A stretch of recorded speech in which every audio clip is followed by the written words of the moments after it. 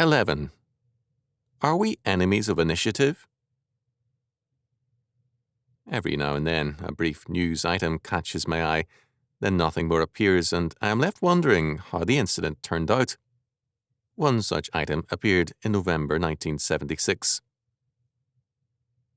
The Ohio Division of Wildlife recently used as many as 5 agents, including 2 undercover men, to investigate and prosecute an 11-year-old boy for selling fishing worms and crayfish in his parents' front yard.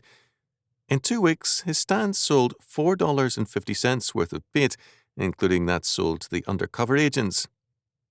State regulations in Ohio require a permit to sell bait. Libertarian Party News, November-December 1976, cited by Leslie Snyder's Justice or Revolution, page 113. This is not an unusual story. I have run across several like it.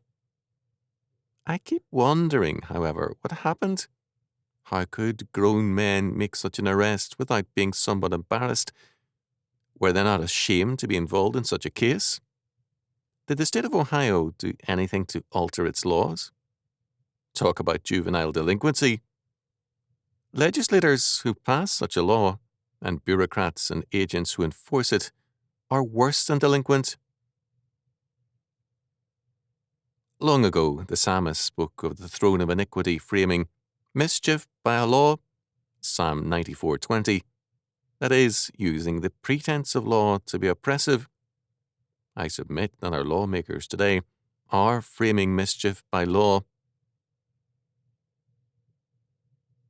At the same time that children are arrested for showing initiative and the desire to earn some money, our wise fathers in the state capitals and Washington, D.C.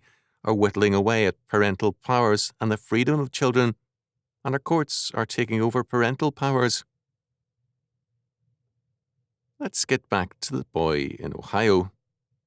When civil governments uses 5 agents to entrap an 11-year-old boy for selling fishing worms, something is radically wrong with the country.